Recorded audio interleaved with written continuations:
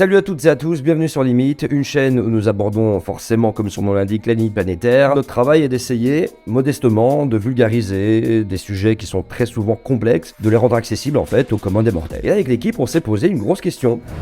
Est-ce qu'on allait appliquer la loi de Brandolini ou pas? Qui signifie que la quantité d'énergie à investir pour réfuter des sottises est nettement supérieure à l'énergie qu'il a fallu pour les produire. Et qu'est-ce qui s'est passé? Vous nous avez envoyé cette vidéo. C'est que je ne vais pas manquer de me faire traiter de complotiste, de climato-sceptique. Par conséquent, pile on fait une vidéo, efface, loi de Brandolini. Attention, il n'y aura pas de montage. Ouh, c'est bon, on n'a pas écrit la vidéo pour rien. Pile, allez, on y va.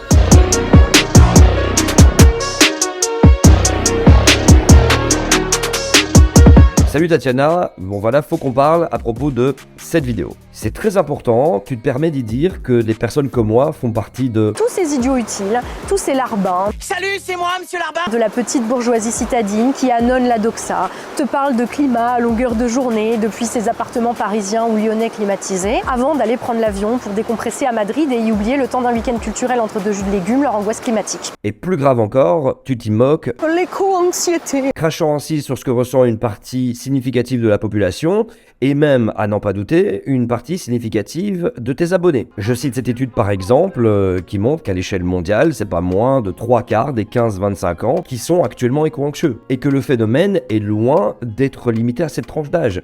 Non, l'éco-anxiété touche toutes les catégories socio-professionnelles, socio-culturelles, socio-économiques, et donc bien entendu aussi... La bourgeoisie et ses larbins, C'est moi, monsieur Larbin. petits bourgeois, qui s'incarnent aujourd'hui respectivement dans la Macronie et cette classe moyenne qui a choisi de s'en faire l'aide de camp, écologiste, gauchiste et bobo citadin. Alors, on va pas se leurrer, même si mon père a traversé l'Atlantique depuis le Sénégal, que je suis un enfant issu du métissage, je fais partie aujourd'hui clairement de la bourgeoisie. Et heureusement qu'il y a au sein même de cette fameuse bourgeoisie des personnes qui ont pris conscience de la menace et se mettent à agir en conséquence. Partout dans le monde, certains subissent déjà les désagréments liés au dérèglement climatique et de plein fouet. En Asie du Sud-Est par exemple, à l'heure où je fais cette vidéo, les températures continuent de battre des records. Les catastrophes sont en augmentation alors qu'on a une augmentation de température que de 1,2 degrés depuis la révolution industrielle. Le dérèglement climatique a rendu ces vagues de chaleur 30 fois plus probables et à l'échelle plus locale, comme ce qui se vit actuellement en Espagne, 100 fois plus probable. Alors peut-être que tu n'aimes pas, comme beaucoup de personnes, je vois sur Twitter, les cartes avec du rouge et du violet, où ça crie souvent « oh, manipulation », etc.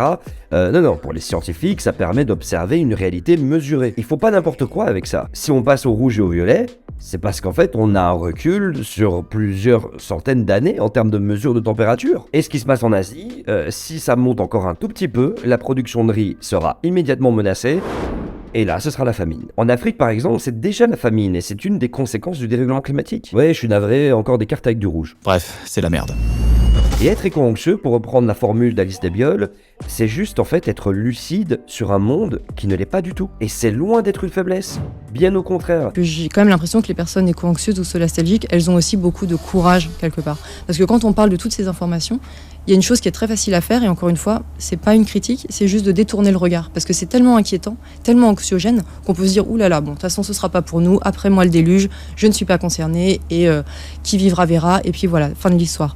Et vous avez d'autres personnes qui, elles, vont se dire, mais attends, de quoi? Qui vont aller regarder, et donc il y a une forme de courage, vraiment, de regarder les choses en face, d'intégrer ces informations, ces données, et derrière de les digérer, et de se les approprier pour en faire quelque chose. Contrairement à ce qu'on peut penser quand on parle d'éco-anxiété ou de solastalgie, où on me demande si les personnes concernées comme ça, elles sont plus fragiles ou plus vulnérables. Moi, je pense qu'au contraire, elles sont très très courageuses. C'est une forme d'hyperlucidité pour moi. C'est une forme de courage de regarder les choses en face. Alors peut-être as-tu confondu le fait de souffrir d'éco-anxiété avec le fait de souffrir de crises d'angoisse liées à la dégradation de l'environnement. Le mot il prête pas mal à confusion. D'ailleurs, il est déjà en train de disparaître au profit du terme éco-lucidité. Mais la situation planétaire peut aussi déclencher d'autres réactions et d'autres patterns psychologiques. Et c'est encore une belle journée de sécheresse et de canicule. Attention, c'est pas parce qu'il pleut chez toi et que ce cours d'eau coule à flot que ça signifie qu'ailleurs c'est la même chose. Notre expérience personnelle n'est pas gage d'une expertise mondiale et surtout pas gage d'analyse rigoureuse dans le temps. Quand on vit dans le nord, on ne vit pas la sécheresse qu'il y a actuellement dans le sud. Enfin, du moins pas encore. Ce qui est certain, c'est que de ton côté, tu sembles avoir mis en place une partie des mécanismes de défense psychologique qui sont décrits par les neurosciences. Des manières de mettre des murs pour ne pas être déstabilisé psychologiquement, pour ne pas faire face en fait à une réalité qui nous déplaît. C'est une forme atténuée de déni que je croise tous les jours, et je n'ai pas échappé à cette règle par le passé, qu'on appelle le rassurisme. Regarder la réalité en face nous demande parfois de remettre en perspective une éducation, des choses qu'on a apprises, des enseignements, des choses dans lesquelles en fait nous croyons profondément, qu'on pensait même immuables, des choses autour desquelles nous avons construit notre image du monde, mais aussi notre image de nous-mêmes. Et vraiment cette vidéo c'est pas pour faire le donneur de leçons, au contraire c'est pour partager une forme d'expérience, parce que je suis moi-même passé par là il y a 3 ans. Et je sais à quel point c'est un processus psychologique très déstabilisant. Crois-moi que dans mon cas, j'ai burné mon bilan carbone à n'en plus finir, sans avoir conscience ou de moi en étant bloqué dans un déni, limite c'est comme si je mangeais du Nutella en brûlant un pneu en même temps et en investissant mes actions dans le pétrole quoi. Par exemple prendre l'avion, j'avais énormément de bons arguments au fait de le prendre, hein, que ça permettait le brassage culturel, de lutter d'une certaine façon contre le racisme, contre les conflits parce qu'on apprenait de la culture de l'autre et donc on revenait plus intelligent et qu'on avait partagé de notre culture aussi avec les autres et que ça permettait d'unir le monde, tout ça. Et bien un jour j'ai compris que prendre l'avion c'était finalement contribuer à causer des guerres et des famines. Oui je sais ça paraît très déstabilisant comme phrase et sans doute que pas mal de personnes ne voient pas du tout le point commun. 5,1% de la part de responsabilité du dérèglement climatique est due au secteur aérien. Et ça implique que les 10% de l'humanité qui sont privilégiés d'avoir pu prendre l'avion une fois dans leur vie, ou qui le prennent souvent, ont contribué de facto à 5,1% des blessés, des morts, des pertes de biodiversité et des dégâts liés au dérèglement climatique. Et comme souvent les pourcentages, ça parle à personne, on va les convertir, rien qu'en 2022, en Europe, l'OMS estime qu'il y a eu 15 000 morts du fait de la canicule. Mais il faut aussi compter les morts liées aux famines, et celles liées aux guerres et aux conflits. Après avoir creusé toute la littérature scientifique, je me suis littéralement pris une claque. Et je m'en suis toujours pas vraiment remis. Par bien des côtés, cette chaîne limite, où j'aborde les questions des limites planétaires, est une sorte de mea culpa. Pendant des années, j'ai donné envie à ceux qui m'écoutaient à la radio par l'époque où je faisais des libres antennes, ou à ceux qui me regardaient sur les réseaux sociaux, de suivre le même modèle de vie que celui que je préconisais. Possession matérielle, maison 4 façades, y compris à la campagne, ça pollue beaucoup. D'ailleurs, quand j'ai commencé ce boulot-là, c'est au moment où le mot lifestyle devenait tendance. Et le revers de cette vie est parfaitement insoutenable dans un monde aux ressources naturelles limitées. Le revers, et personnellement, je le sais aujourd'hui, c'est que mon mode de vie et mon ancien taf ont tout simplement contribué à la sécheresse qui sévit actuellement dans la corne de l'Afrique. J'ai tout simplement du sang sur les mains.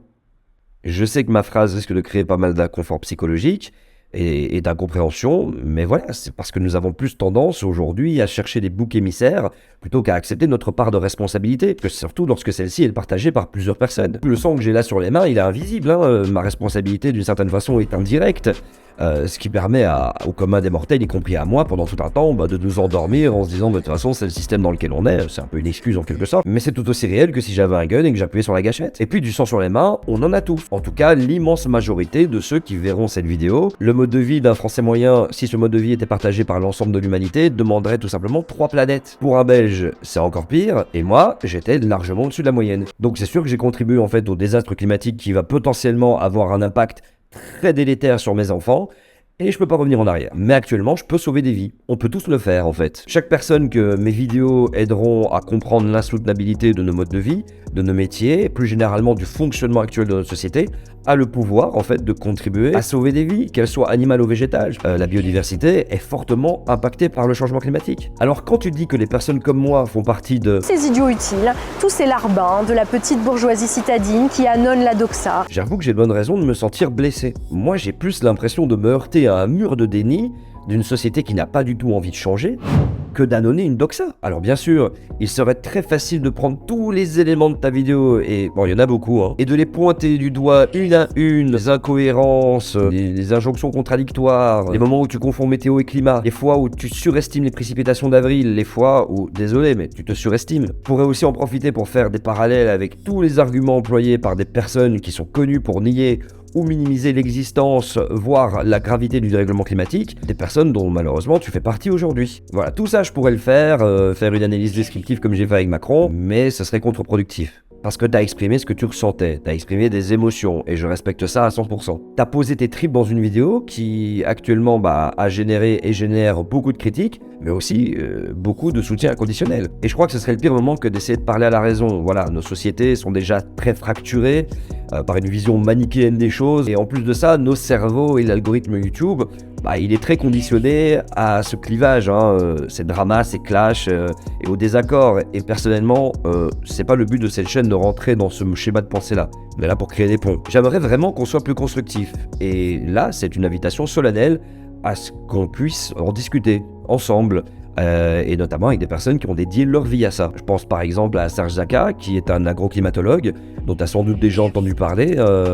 Voilà, son métier, c'est simplement d'aider concrètement les agriculteurs en fait, à faire face aux aléas météorologiques. Et comme le dérèglement climatique n'en déplaise malheureusement à tes impressions, ça rend ces aléas de plus en plus imprévisibles, de plus en plus courants et de plus en plus intenses. Le job de Serge, il est super important, il est même essentiel. Les agriculteurs en France et même en Belgique, ils sont extrêmement sous pression, littéralement abandonnés, et en plus de ça, ils doivent relever un enjeu d'adaptation au changement climatique.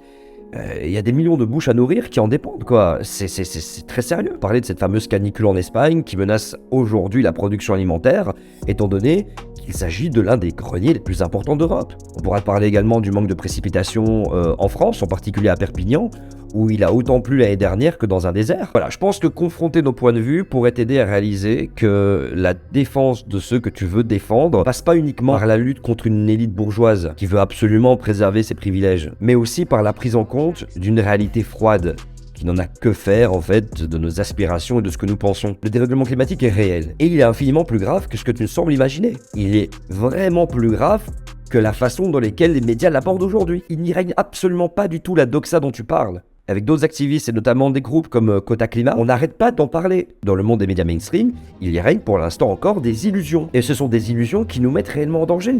Non, crois-moi. À la télévision, ils ne sont pas du tout en train d'aborder le changement climatique comme il faudrait le faire. Si l'humanité ne réduit pas drastiquement ses émissions, on a tout bonnement, en fait, un risque d'extinction de l'espèce.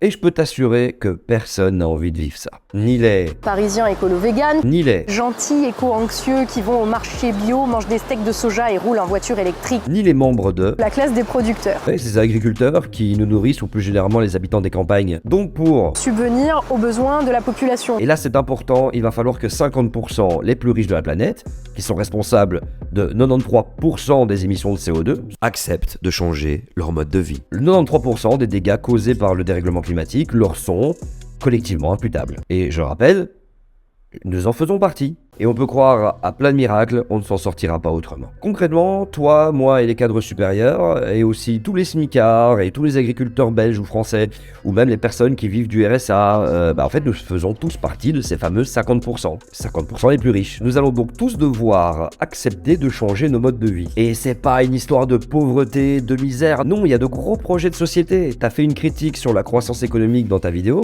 Il y a des projets qu'on appelle de décroissance. C'est pas de la sobriété en mode on appauvrit tout le monde. Non, c'est pas du tout ça. On a une superbe interview avec Timothée Paris, que je vous mets ici quelque part en fiche, en fait, qui nous donne plein de pistes pour le faire. Et puis dans ta vidéo, tu nous dis... En faire assez pour l'écologie, ça consiste souvent à avoir un train de vie de bourgeois. Ouais, ça, c'est une croyance qui est assez répandue. Le groupe de métal Sidi Larsen, d'ailleurs, il fait référence dans sa chanson On va tous crever.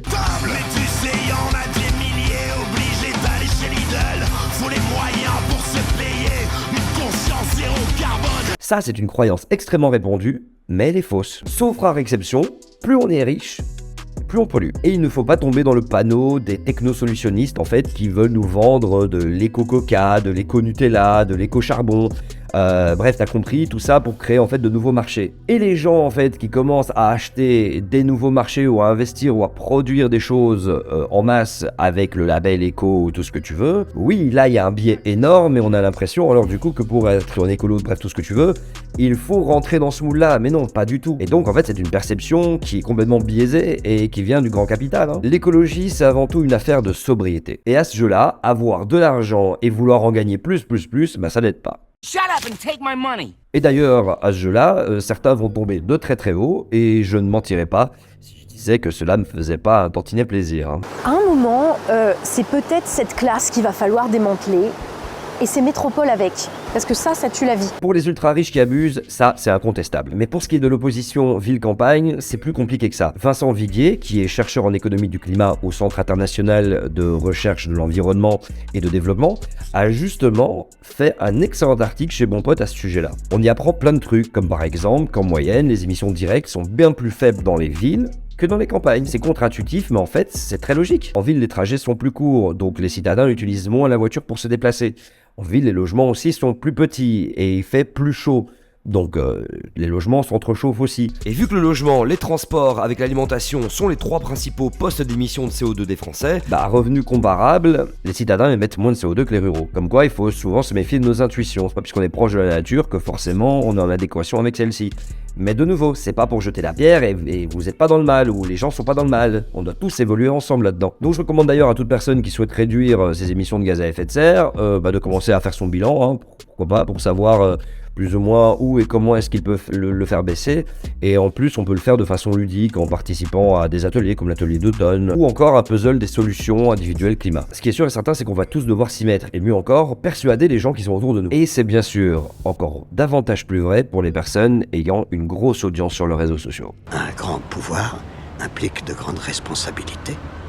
Voilà, c'est tout pour moi, j'espère que tu répondras favorablement à ma demande. N'hésitez pas, si vous de votre côté vous avez vu cette vidéo et que vous êtes aussi abonné à la chaîne de Tatiana, de lui envoyer, ça ferait toujours plaisir. Voilà, qu'on puisse en discuter ensemble et avec des gens dont c'est le métier, qui ont dédié leur vie à ça et qui ne se basent pas que sur leur opinion ou leur expérience, mais bien sur un ensemble de consensus ou alors de données recueillies rétrospectivement et prospectivement parlant aussi. Voilà, et d'apprendre ensemble en fait la mécanique du changement climatique. Voilà ce qu'il entraîne comme réaction en chaîne locale et globale. Je pense que ce serait cool. Merci à vous en tout cas d'avoir regardé cette vidéo. N'hésitez pas à vous abonner à la chaîne, on a pas mal de choses, des longs formats comme des plus courts comme celle-ci. Et je vous souhaite que tout se passe bien et à bientôt sur Limite. Ciao ciao.